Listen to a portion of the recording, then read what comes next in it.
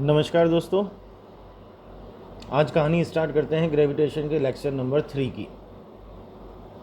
आज का जो हमारा टॉपिक है बहुत ही इम्पोर्टेंट टॉपिक है, ग्रेविटेशनल पोटेंशियल एनर्जी। मतलब आज के पूरे लेक्चर में हम ग्रेविटेशन पोटेंशियल एनर्जी को ही पढ़ेंगे, इनफैक्ट पोटेंशियल एनर्जी को पढ़ेंगे। तो this is going to be very important and very very interesting lecture, क्योंकि हम पोटेंशियल एनर्जी की बात करेंगे और ये आपको इलेक्ट्रोस्टैटिक पोटेंशियल एनर्जी में भी बहुत हेल्प करेगी चीज़। ठीक है, सबसे पहले पोटेंशियल एनर्जी से रिलेटेड कुछ बेसिक चीज़, जैसे हम एनर्जी की अलग अलग फॉर्म्स बताते हैं कि भाई साउंड की अगर बात होती है तो हम कहते हैं कि साउंड एनर्जी है, लाइट की अगर बात होती है तो हम कहते हैं कि लाइट एनर्जी है। इसी तरह से अगर किसी पार्टिकल का मोशन है, मतलब उसके पास में अगर वेलोसिटी, तो हम कहते हैं कि काइनेटिक एनर्जी है। तो हर एनर्जी किसी न किसी फेनोमिना से रिलेटेड है। इसी तरह से पोटेंशियल एनर्जी भी किसी न किसी फेनोमिना से रिलेटेड है। पोटेंशियल एनर्जी की बात हम कौन सी सिचुएशन में करेंगे? जैसे काइनेटिक एनर्जी की बात हम मोशन में करते हैं, ऐसे पोटेंशियल एनर्जी की बात हम कौन सी सिचुएशन में करेंगे? पोटेंशियल एनर्जी एक्चुअल में किसी भी सिस्टम के कॉन्फ़िगरेशन को डिफाइन करने वाली चीज़ है। कुछ इंपॉर्टेंट पॉइंट्स हैं जिनको मैं यहाँ थोड़ा सा शॉर्ट में लिखूँगा, पूरा डिटेल में तो नहीं लिखूँगा, लेकिन उनको एक्सप्लेन मैं डिटेल में करूँगा, तो उनको समझने की कोशिश कीजिएगा। जो पोटेंशियल एनर्जी है वो कॉन्फ़िगरेशन ऑफ सिस्टम को रिप्रेजेंट करती है। अब कॉन्फ़िगरेशन का मतलब क्या है? कॉन्फ़िगरेशन का मतलब हम ऐसे एग्जांपल से समझे कि मान लो हमारे सिस्टम में एक पार्टिकल, दूसरा पार्टिकल, तीसरा पार्टिकल, चौथा पार्टिकल, इस तरह से कुछ डिस्टेंस पर इस तरह से कुछ पार्टिकल्स रखे हुए हैं, और ये हमारा पार्टिकल्स का एक सिस्टम बन करके तैयार हुआ। तो हम इसको कहते हैं सिस्टम का एक पर्टिकुलर कॉन्फ़िगरेशन। मतलब इसमें एक के रेस्पेक्ट में दूसरे पार्टिकल की एक फिक्स पोजीशन है। अगर हम एक पार्टिकल के रेस्पेक्ट में दूसरे पार्टिकल की पोजीशन को चेंज कर दें, मतलब उनके डिस्टेंसेस को चेंज कर दें, तो हम कहेंगे कि सिस्टम का कॉन्फ़िगरेशन भी चेंज हो गया। तो सिंपल लैंग्वेज में अगर बात करें तो कॉन्फ़िगरेशन का मतलब हम ऐसे समझ सकते हैं कि पोजीशन ऑफ द पार्टिकल्स। तो कॉन्फ़िगरेशन को चेंज करने का मतलब हमने पार्टिकल्स की पोजीशन को चेंज कर दिया है। तो जो पोटेंशियल एनर्जी है वो बेसिकली कॉन्फ़िगरेशन को रिप्रेजेंट करती है कि क्या पार्टिकल की पोजीशन है। जैसे और सिंपल से एक एग्जांपल मैं लूँ, आपने पोटेंशियल एनर्जी का एक फॉर्मूला प्रीवियस क्लासेस में भी पढ़ा होगा, mgh। ठीक है, वो भी ग्रेविटेशन पोटेंशियल एनर्जी ही होती है। तो उसमें h क्या होती है? h होती है हाइट। अब अगर हम पार्टिकल की हाइट को चेंज कर देंगे कि पार्टिकल को ऊपर ले गए, पार्टिकल को हम नीचे ले गए, तो हमने पार्टिकल की पोजीशन को ही तो चेंज किया। तो पोजीशन को चेंज करने से उसकी हाइट में चेंज हो गया, और हाइट में चेंज होने की वजह से उसकी पोटेंशियल एनर्जी में चेंज आ गया। This is also an example of configuration. तो कॉन्फ़िगरेशन को रिप्रेजेंट करने वाली जो एनर्जी होती है, कॉन्फ़िगरेशन की वजह से जो एनर्जी स्टोर होती है, उस एनर्जी को हम कहते हैं पोटेंशियल एनर्जी। अब ये ग्रेविटेशन पोटेंशियल एनर्जी में भी लागू है, इलेक्ट्रोस्टैटिक पोटेंशियल एनर्जी में भी लागू है। पोटेंशियल एनर्जी का मीनिंग कॉन्फ़िगरेशन से है, चाहे किसी भी पोटेंशियल एनर्जी की बात हो रही हो, किसी भी पोटेंशियल एनर्जी की बात हो रही हो, ये हर एक पोटेंशियल एनर्जी के लिए एप्लीकेबल बात हो गई। तो ये थोड़ा सा एक इंट्रोडक्शन कि भाई पोटेंशियल एनर्जी किस चीज़ को रिप्रेजेंट करती है।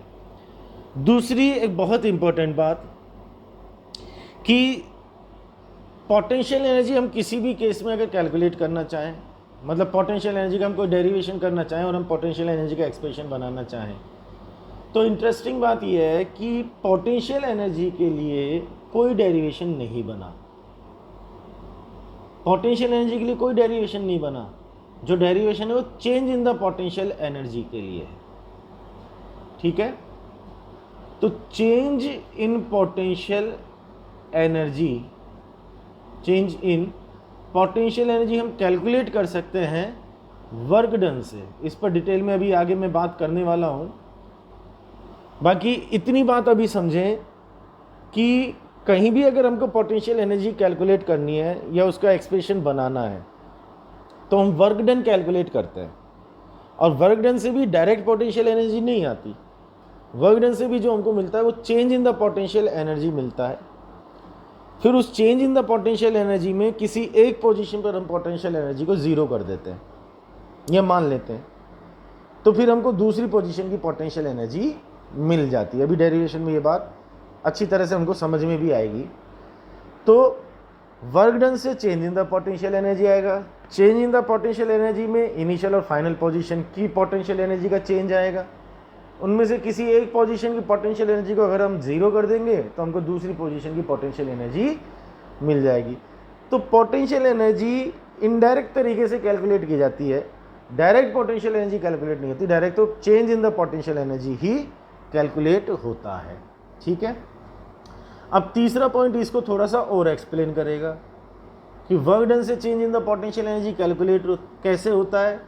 तो उसका एक छोटा सा रिलेशन है कि WC is equals to minus delta U। ये पढ़ा जाता है work energy power chapter 11th class में। ठीक है, वहाँ पर इसकी पूरी व्याख्या है, पूरा डिस्क्रिप्शन इस चीज़ का है कि WC equals to minus delta U क्या आता है। थोड़ी सी बात मैं यहाँ पर करूँगा। WC this is the work done by conservative force. तो C का मतलब यहाँ पर हुआ कंजर्वेटिव फोर्स। ठीक है, हम दो तरह के फोर्सेस पढ़ते हैं, एक होता है कंजर्वेटिव और एक होता है नॉन कंजर्वेटिव। दोनों में डिफरेंस क्या होता है? दोनों में डिफरेंस ये है कि कंजर्वेटिव फोर्स में जो वर्क डन होता है वो पाथ पे डिपेंड नहीं करता है, लेकिन नॉन कंजर्वेटिव फोर्स में जो वर्क डन होता है वो पाथ पे डिपेंड करता है। एक एग्जांपल, हम पार्टिकल को A से B तक मूव करा रहे हैं, हम इस पाथ से उसको मूव कराते हैं, वर्क कैलकुलेट कर लिया, इस पाथ से मूव कराते हैं, वर्क कैलकुलेट कर लिया, इस पाथ से मूव कराते हैं, वर्क कैलकुलेट कर लिया। अलग अलग पाथ के लिए हमने वर्क कैलकुलेट किया, सबके लिए वर्क अगर सेम आए तो इसका मतलब work done is independent from the path, मतलब वर्क पाथ पे डिपेंड नहीं कर रहा है। इसका मतलब इस सिचुएशन में जो फोर्स लग रहा होगा वो कंजर्वेटिव फोर्स होगा। और यहीं अगर अलग अलग पाथ के लिए वर्क डन अलग अलग आए तो हम कहेंगे कि वर्क पाथ पे डिपेंड है, और अगर पाथ पे डिपेंड है तो फोर्स कौन सा लग रहा होगा? नॉन कंजर्वेटिव फोर्स लग रहा होगा। ठीक है, तो यहाँ से एक दो छोटी छोटी बातें और हमको क्लियर होती है।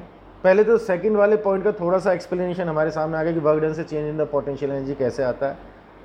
तो हम किसी भी डेरिवेशन में work done by the conservative force निकालेंगे और उसको माइनस डेल्टा U के इक्वल कर देंगे। वहाँ पर फिर किसी एक पोजीशन की पोटेंशियल एनर्जी को जीरो करेंगे तो दूसरी पोजीशन की पोटेंशियल एनर्जी का एक्सप्रेशन बन जाएगा। यहाँ से हमको एक बात और समझ में आई कि अगर हमको पोटेंशियल एनर्जी कैलकुलेट करनी है तो हम कंजर्वेटिव फोर्स की ही बात करेंगे, नॉन कंजर्वेटिव फोर्स की बात नहीं करेंगे, क्योंकि एक्सप्रेशन कह रहा है इस चीज़ को। एक्सप्रेशन में कंजर्वेटिव फोर्स आ रहा है, नॉन कंजर्वेटिव फोर्स तो आ ही नहीं रहा। इसका मतलब हम एक बात और कह सकते हैं कि this potential energy is defined for conservative force only. Conservative force के लिए ही डिफाइन है, नॉन कंजर्वेटिव फोर्स के लिए डिफाइन नहीं है। अब इसके एग्जांपल सुन लो। पहले तो कंजर्वेटिव फोर्स के कुछ एग्जांपल, जैसे हमारा ग्रेविटेशन फोर्स है, इलेक्ट्रोस्टैटिक फोर्स है, स्प्रिंग फोर्स है, ये सब कंजर्वेटिव फोर्स है। तो इसीलिए आप ग्रेविटेशन पोटेंशियल एनर्जी भी सुनते हैं, इलेक्ट्रोस्टैटिक पोटेंशियल एनर्जी भी सुनते हैं, आप स्प्रिंग की पोटेंशियल एनर्जी भी सुनते हैं, बट आप कभी भी फ्रिक्शनल पोटेंशियल एनर्जी नहीं सुनेंगे। क्यों नहीं सुनेंगे? क्योंकि friction is a non conservative force, और नॉन कंजर्वेटिव तो उसमें पोटेंशियल एनर्जी डिफाइन ही नहीं होगी। तो इसलिए कभी भी फ्रिक्शनल पोटेंशियल एनर्जी जैसी टर्म सुनने को नहीं मिलती। तो हमको एक बात और क्लियर हुई कि potential energy is defined for the conservative force only. इसके पीछे भी एक लॉजिक है, थोड़ा सा शॉर्ट में मैं उसको एक्सप्लेन करने की कोशिश करता हूँ। कि हमने मान लिया कि ये वाला जो एक्सप्रेशन है, जैसे कंजर्वेटिव फोर्स के लिए हमने वर्क डन लिखा है, ऐसे नॉन कंजर्वेटिव के लिए भी ये एक्सप्रेशन लागू होता है, मान लिया एक बार के लिए। अब मैं यही एग्जांपल ले लूँ कि ए से हमने पार्टिकल को बी तक मूव कराया, तो ये हो गई हमारी इनिशियल पोजीशन जिसमें हमने पोटेंशियल एनर्जी को 10 जूल मान लिया। हमको फाइनल पोटेंशियल एनर्जी कैलकुलेट करनी है। मान लो ये क्वेश्चन है हमारे सामने कि इनिशियल पोटेंशियल एनर्जी हमारे पास है, फाइनल पोटेंशियल एनर्जी हमको कैलकुलेट करनी है, और ये जो हमने एक्सप्रेशन लिखा है ये मान लो नॉन कंजर्वेटिव के लिए भी एप्लीकेबल है, तो W non conservative equals to minus delta U, एक बार के लिए हमने मान लिया कि ये सही काम कर रहा है।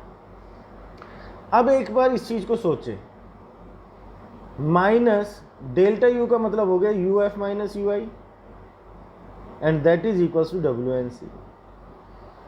मैं A से B तक पाथ फर्स्ट से गया, मैंने वर्क कैलकुलेट कर लिया, work done by non conservative आ गया, इनिशियल पोटेंशियल एनर्जी मेरे पास है, कुछ वैल्यू मेरे पास में UF की आ गई, मतलब फाइनल पोटेंशियल एनर्जी मिल गई। हम खुश हो गए कि देखो नॉन कंजर्वेटिव में भी हमको फाइनल पोटेंशियल एनर्जी मिल गई।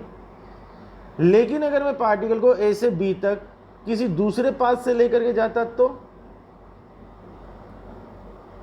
अब वर्क डन कुछ और आता, मतलब WNC की वैल्यू कुछ और आती, UI की वैल्यू वही है जो थी, तो अब UF की वैल्यू वही मिलती जो पहले मिली थी या कुछ चेंज हो जाती। तो फर्स्ट पाथ से लेकर के जा रहे हैं तो UF की एक वैल्यू आ रही है, सेकंड पाथ से लेकर के जाएंगे तो कुछ और वैल्यू आएगी, किसी और पाथ से लेकर के जाएंगे तो कुछ और वैल्यू आएगी, क्योंकि वर्क की वैल्यू अलग अलग आएंगी। और वर्क की वैल्यू अलग अलग क्यों आएगी? क्योंकि work done by the non conservative, और नॉन कंजर्वेटिव फोर्स के केस में वर्क पाथ पे डिपेंड करता है। तो क्या आप फाइनल पोजीशन पर पोटेंशियल एनर्जी की कोई फिक्स वैल्यू डिफाइन कर सकते हैं? ये तो अलग अलग पाथ के लिए वैल्यू अलग अलग आ गई, तो अब B पर कोई पोटेंशियल एनर्जी डिफाइन की ही नहीं जा सकती। इसीलिए हम कहते हैं कि नॉन कंजर्वेटिव के केस में पोटेंशियल एनर्जी डिफाइन नहीं होगी। हालांकि मैं इस चीज़ को डिस्कस नहीं करता तो भी आपके डेरिवेशन पर और आपके चैप्टर पर कहीं कोई इफेक्ट नहीं आता, लेकिन थोड़ा सा डीपली मैं कॉन्सेप्ट्स को क्लियर करना चाहता हूँ, इसलिए मैंने इस पॉइंट को भी डिस्कस किया। होपफुली ये बात आपको समझ में आई होगी। तो अभी तक का डिस्कशन हमारा क्या रहा कि पोटेंशियल एनर्जी किस चीज़ को रिप्रेजेंट कर रही है? कॉन्फ़िगरेशन ऑफ सिस्टम को रिप्रेजेंट कर रही है। कॉन्फ़िगरेशन अगर चेंज होगा तो हम कहेंगे पोटेंशियल एनर्जी चेंज हो गई। पोटेंशियल एनर्जी को कैलकुलेट करने के लिए कोई डेरिवेशन नहीं बना, चेंज इन पोटेंशियल एनर्जी के लिए डेरिवेशन बना है, वो वर्क से कैलकुलेट होता है। और work done by the conservative is equals to minus delta U, ये एक्सप्रेशन ही हमारा बेस बनेगा आगे डेरिवेशन में। WC equals to minus delta U, यहीं से हम पोटेंशियल एनर्जी का एक्सप्रेशन बनाएंगे, देखते जाएं आप। और पोटेंशियल एनर्जी केवल और केवल कंजर्वेटिव फोर्स के लिए ही डिफाइन की जाएगी। अभी तक तो हमने ये बात सीखी। अभी बीच में मैंने एक बात और बोली, तो ये वाली चीज़ तो हमारी नॉन कंजर्वेटिव वाली चीज़ तो एप्लीकेबल है ही नहीं, छोड़ दो इस बात को। तो अब यहाँ से हम एक काम और देखें, WC equals to minus delta U क्या लिखेंगे? Final potential energy minus initial potential energy. तो WC equals to minus UF plus UI आ गया। ठीक है, हमको पोटेंशियल एनर्जी चाहिए, change in the potential energy नहीं चाहिए, लेकिन हमारे पास जो एक्सप्रेशन है वो change in the potential energy का है। अब कॉमन सेंस लगाओ, पोटेंशियल एनर्जी कैसे मिलेगी? अगर मैं फाइनल पोटेंशियल एनर्जी कैलकुलेट करना चाहता हूँ, WC तो मैं कैलकुलेट कर ही लूँगा डेरिवेशन से। फाइनल पोटेंशियल एनर्जी कैलकुलेट करना चाहता हूँ तो इनिशियल पोटेंशियल एनर्जी 0 हो जाए, या इनिशियल पोटेंशियल एनर्जी कैलकुलेट करना चाहता हूँ तो फाइनल पोटेंशियल एनर्जी 0 हो जाए। कहने का मतलब क्या हुआ कि हमारे पास तो change in the potential energy आ गया। अब किसी एक पोजीशन पर पोटेंशियल एनर्जी अगर 0 हो जाएगी तो हमको दूसरी पोजीशन की पोटेंशियल एनर्जी मिल जाएगी। इनडायरेक्ट तरीका हुआ। तो अब ये भी डिसाइड करना होगा कि कहाँ पर हम पोटेंशियल एनर्जी को 0 मान करके चलेंगे, ये भी एक इम्पॉर्टेंट चीज़ है। मोस्ट ऑफ द केसेस में अगर हम बात करें तो हम इन्फिनिटी पर पोटेंशियल एनर्जी को 0 मानते हैं। मेरी बात को ध्यान से सुनना, at infinity potential energy 0 consider की जाती है। हम ये नहीं कहेंगे कि इन्फिनिटी पर 0 होती है, लेकिन कहीं हमको एक रेफरेंस चाहिए होता है, कोई एक पॉइंट हमको ऐसा चाहिए होता है कि इस पॉइंट पर हम पोटेंशियल एनर्जी को 0 मान करके चलेंगे।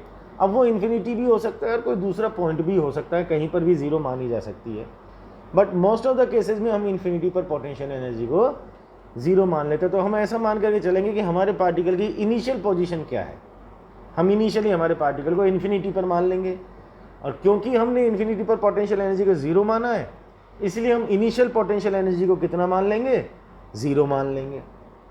तो इन्फिनिटी पर पोटेंशियल एनर्जी को 0 मान करके चल लेंगे। बहुत अच्छी बात है, यहाँ तक भी चलो चीज़ क्लियर है। एक छोटा सा पॉइंट और पोटेंशियल एनर्जी से रिलेटेड, फिर अपन डेरिवेशन पर बात करेंगे कि रियलिटी में किसी भी सिस्टम की जब हमसे पोटेंशियल एनर्जी पूछी जाती है, एक एग्जांपल लेकर के चलूँगा मैं उसके लिए, तो हमको ये एक फीलिंग आनी चाहिए कि एक्चुअल में वो पोटेंशियल एनर्जी है किसके इक्वल। मतलब उस पोटेंशियल एनर्जी को कैलकुलेट करने का मतलब हम क्या चीज़ कैलकुलेट करना चाह रहे हैं। एक एग्जांपल से मैं उसको एक्सप्लेन करने की कोशिश करूँगा, तो शायद आपको पोटेंशियल एनर्जी का बहुत कुछ कॉन्सेप्ट क्लियर हो जाएगा और एक बहुत अच्छी फीलिंग आपको पोटेंशियल एनर्जी को लेकर के आने लगेगी। मान लो हमने ये कहा कि हमारे एक लाइन पर ये 3 पार्टिकल्स हैं, ऐसे एग्जांपल, और इनके बीच में कुछ कुछ डिस्टेंस हमने मान लिया, एक जनरल बात कर रहे हैं। अब इससे रिलेटेड क्वेश्चन आ गया हमारे एग्जाम में, ठीक है। एक बार एग्जाम में क्वेश्चन किस तरह से पूछा गया कि इस सिस्टम की पोटेंशियल एनर्जी कितनी है, एक बार क्वेश्चन ये किया गया। अगले साल फिर इसी तरीके का क्वेश्चन निकल कर गया कि एक लाइन 3 पार्टिकल ऐसे रखे हुए हैं।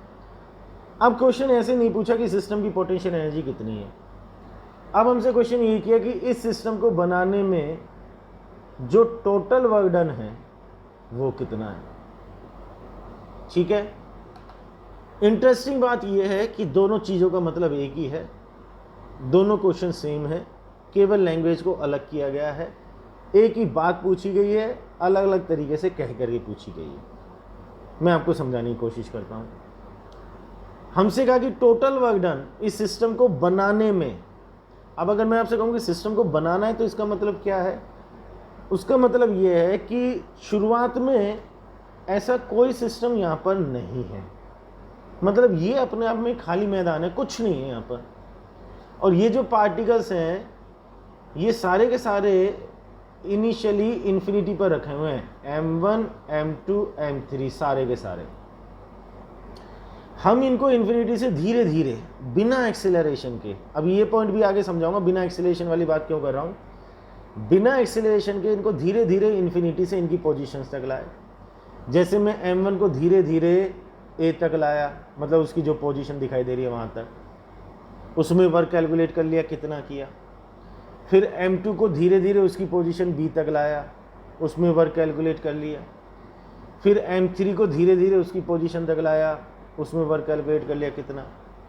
तीनों के लिए अलग अलग हमने वर्क कैलकुलेट कर लिया और फिर टोटल कर दिया, तो सिस्टम को बनाने का टोटल वर्क आ गया। तो पहले तो हम सिस्टम बनाने का मतलब समझें।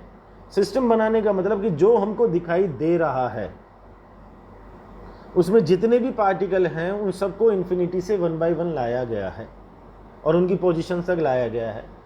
उस प्रोसेस में जो टोटल वर्क डन हो रहा है वो सिस्टम को बनाने में जो वर्क डन है, सिस्टम को प्रिपेयर करने में जो वर्क डन है वो है, वो टोटल वर्क डन हमारा आ गया। और ये जो टोटल वर्क डन होता है ये ही सिस्टम में पोटेंशियल एनर्जी की फॉर्म में स्टोर होता है। इसीलिए इस तरीके की सिचुएशंस में हमसे सिस्टम की पोटेंशियल एनर्जी पूछे या सिस्टम बनाने के लिए टोटल वर्क डन पूछे, दोनों बातों का एक ही मतलब समझा जाए, अलग अलग ना समझा जाए, ठीक है। ध्यान रखना है इस बात को, सिस्टम की पोटेंशियल एनर्जी और सिस्टम को बनाने का जो वर्क डन है that will be same. Clear हो गई यहाँ तक की बात।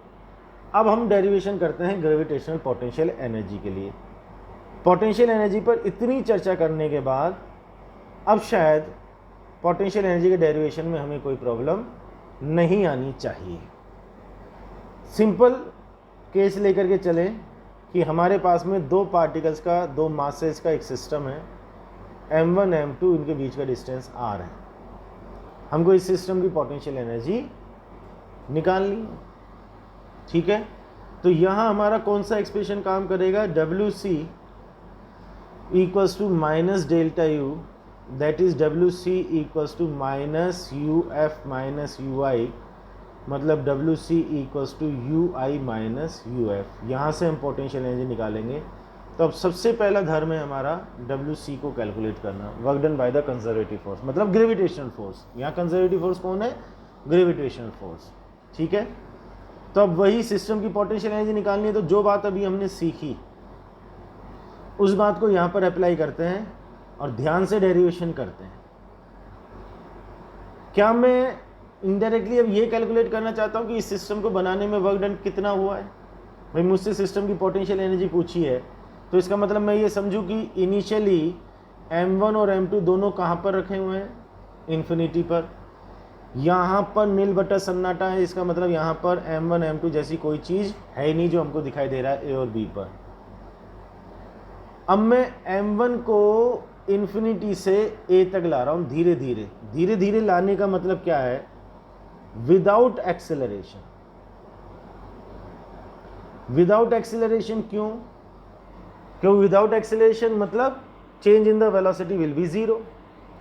और चेंज इन द वेलोसिटी हम जीरो क्यों चाहते हैं? क्योंकि काइनेटिक एनर्जी में कोई चेंज नहीं करना चाहते। तो पोटेंशियल एनर्जी का डेरिवेशन करने में एक शर्त है कि भाई पार्टिकल को आप इन्फिनिटी से उसकी पोजीशन तक लाओ, लेकिन उसकी काइनेटिक एनर्जी में कोई चेंज नहीं होना चाहिए। No change in kinetic energy, क्योंकि काइनेटिक एनर्जी में अगर चेंज होगा तो सारा का सारा वर्क पोटेंशियल एनर्जी की फॉर्म में स्टोर नहीं होगा, जबकि हम ये चाह रहे हैं कि सारा वर्क पोटेंशियल एनर्जी में ही कन्वर्ट हो। इसलिए काइनेटिक एनर्जी में कोई चेंज नहीं होना चाहिए, इसलिए पार्टिकल को धीरे धीरे इन्फिनिटी से उस पोजीशन तक ला रहे हैं। अब इमेजिन कर लो कि ए और बी पर अभी कुछ नहीं है, सब कुछ खाली है। मैं m1 को धीरे धीरे इन्फिनिटी से ए पोजीशन तक लाया, क्या उसके लिए कुछ वर्क डन हुआ? कोई वर्क डन नहीं हुआ। सिंपल लॉजिक है। क्यों नहीं हुआ? क्योंकि आप m1 को ला रहे हो पूरी खाली जगह है, इसका मतलब कोई ग्रेविटेशनल फील्ड ही नहीं है। भाई ग्रेविटेशनल फील्ड कौन पैदा करेगा? कोई मास ही तो पैदा करेगा, और अभी यहाँ पर कोई मास है ही नहीं, सब कुछ खाली है यहाँ पर। तो m1 को जब हम इन्फिनिटी से a तक लाए तो रास्ते में कोई ग्रेविटेशनल फील्ड नहीं मिला। फील्ड नहीं मिला तो कोई फोर्स भी नहीं लगा, फोर्स नहीं लगा तो कोई वर्क भी नहीं हुआ। चलो जी, m1 को लाने में कोई वर्क नहीं हुआ। अब m2 की बारी। m2 को इन्फिनिटी से धीरे धीरे b पोजीशन तक हम ला रहे हैं। क्या m2 के लिए वर्क डन होगा? वर्क डन होगा, वर्क होगा। क्यों होगा? क्योंकि b की कहानी अलग है। b की कहानी अलग है। b की कहानी वो नहीं है जो a की कहानी है। b को आप ला रहे हो तो रास्ते में ग्रेविटेशनल फील्ड है, और वो ग्रेविटेशनल फील्ड कौन पैदा कर रहा है? m1, क्योंकि m1 अपनी पोजीशन पर आ चुका है। इसलिए m2 पर तो फोर्स लगेगा। m2 पर फोर्स लगेगा तो उसमें तो वर्क डन होगा। वर्क डन होगा तो वो हमको कैलकुलेट करना है। अब एक छोटी सी बात हो रहा है सामने कि हम m2 को जब ला रहे हैं तो m1 से उसका डिस्टेंस कंटिन्यूसली चेंज हो रहा है। भाई m1 अपनी पोजीशन पर फिक्स है और m2 धीरे धीरे उसके पास आता जा रहा है, तो m1 और m2 के बीच का डिस्टेंस चेंज हो रहा है। डिस्टेंस अगर चेंज हो रहा है तो फोर्स भी चेंज होगा, क्योंकि F=G(m1m2)/r² और r की वैल्यू चेंज हो रही है। इसका मतलब फोर्स वेरिएबल है, कांस्टेंट नहीं है। और जब वेरिएबल फोर्स होता है तो पूरे पाथ के लिए एक साथ वर्क कैलकुलेट नहीं होता। एक एलिमेंट्री डिस्प्लेसमेंट के लिए, एक छोटे से डिस्प्लेसमेंट के लिए वर्क कैलकुलेट होता है, फिर उसका इंटीग्रेशन करके टोटल वर्क कैलकुलेट किया जाता है। तो हमने इन्फिनिटी से b तक की m2 की जो यात्रा है, उस यात्रा में कहीं एक एलिमेंट लिया, पहले उसके लिए वर्क निकालेंगे हम। ये जो एलिमेंट लिया इसका m1 से डिस्टेंस हमने x लिया, क्योंकि फोर्स कौन लगाएगा? m1। तो डिस्टेंस कहाँ से लेना है? m1 से। x डिस्टेंस लिया और एलिमेंट की लेंथ को dx कंसीडर कर लिया। अब हम m2 का केवल इस एलिमेंट्री डिस्प्लेसमेंट के लिए वर्क कैलकुलेट करेंगे, ठीक है? तो छोटे से डिस्प्लेसमेंट के लिए छोटा सा work done dw=f dx cos theta. तो dw = अब f कितना? m2 जब यहाँ होगा तो m1 से उसका डिस्टेंस x हो गया, तो क्या लिखेंगे? G(m1m2)/x² dx और cos 180। अब ये cos 180 की कहानी समझो, इसमें बहुत बच्चे कंफ्यूज भी रहते हैं, बुक्स में से देखने के बाद भी कंफ्यूज रहते हैं। dx किधर मेजर करना है? x कहाँ से मेजर कर रहे हैं? x मेजर कर रहे हैं हम m1 से। इसका मतलब हम x मेजर कर रहे हैं इस डायरेक्शन में। तो जिस डायरेक्शन में हम x मेजर करेंगे dx उसी डायरेक्शन में मेजर होगा। और फोर्स ऑफ अट्रैक्शन लग रहा है लेफ्ट साइड में, तो एंगल 180 डिग्री बन गया, इसलिए हमने 180 डिग्री लिया। क्लियर? तो dw = -Gm1m2/x² dx। Total work done के लिए w this is work done by conservative, work done by conservative, work done by conservative. Minus GM1 M2, constant है इसलिए बाहर कर लिया, इंटीग्रेशन 1/x² dx। x की लिमिट, अब शुरुआत में M2 यहाँ पर है तो डिस्टेंस x कितना आएगा, इन्फिनिटी। फाइनली वो आ गया B पॉइंट पर, यहाँ पर, तो डिस्टेंस कितना आएगा, r। बात क्लियर? तो WC equals to minus GM1 M2 1/x² का इंटीग्रेशन माइनस 1/x, ये लिमिट इन्फिनिटी से r तक। लिमिट पुट करने के बाद में जब सॉल्व करेंगे तो क्या मिलेगा, माइनस माइनस प्लस हो जाएगा, तो ये आ जाएगा GM1 M2/r। ये हमारे पास में WC आया, अभी पोटेंशियल एनर्जी का एक्सप्रेशन नहीं आया है। तो WC equals to UI minus UF। अच्छा, अब UI कितना, इनिशियली पार्टिकल कहाँ है, इन्फिनिटी पर, M2 की बात कर रहे हैं ना, तो इन्फिनिटी पर हमने पोटेंशियल एनर्जी को कितना कंसीडर किया, 0, तो UI इक्वल्स टू 0, और UF वो फाइनल पोटेंशियल एनर्जी है जो हमको चाहिए, तो UF equals to U। Is that clear? ठीक है। अब WC मतलब GM1 M2/r is equals to UI मतलब 0 माइनस UF मतलब U। तो पोटेंशियल एनर्जी का एक्सप्रेशन क्या बना, माइनस GM1 M2/r। ये दो मासेस का जो एक सिस्टम है, उस सिस्टम की पोटेंशियल एनर्जी का एक्सप्रेशन आ गया। M1 M2 दो मास एक दूसरे से r डिस्टेंस पर, तो सिस्टम की potential energy minus GM1 M2/r हो गई। बहुत इंपॉर्टेंट डेरिवेशन है। ऐसा ही डेरिवेशन हमको इलेक्ट्रोस्टैटिक्स में इलेक्ट्रिक पोटेंशियल एनर्जी के लिए भी मिलेगा, मासेस की जगह चार्जेस आएंगे। तो यहाँ चीज़ों को अगर आप अच्छी तरह से देख लेंगे, समझ लेंगे, तो इलेक्ट्रोस्टैटिक्स में पोटेंशियल एनर्जी का 70-80% काम आपका ख़त्म हो जाएगा। थोड़ा सा डायरेक्शन वाली चीज़ में डिफरेंस आएगा, क्योंकि वहाँ पर फोर्स रिपल्शन का भी हो सकता है, यहाँ फोर्स अट्रैक्शन का ही होगा, इसलिए एंगल में चेंज आ सकता है। वो कोई ख़ास बात नहीं है, बेसिक कॉन्सेप्ट अगर आप यहाँ पर सीखेंगे तो इलेक्ट्रोस्टैटिक्स में इसका डेरिवेशन बहुत ईजीली कर सकते हैं। ठीक है, उम्मीद करता हूँ यहाँ तक की बात क्लियर होगी। एक दो छोटी छोटी सी बात और हम कर लेते हैं तो पोटेंशियल एनर्जी का काम कंप्लीट हो जाएगा एक बार के लिए।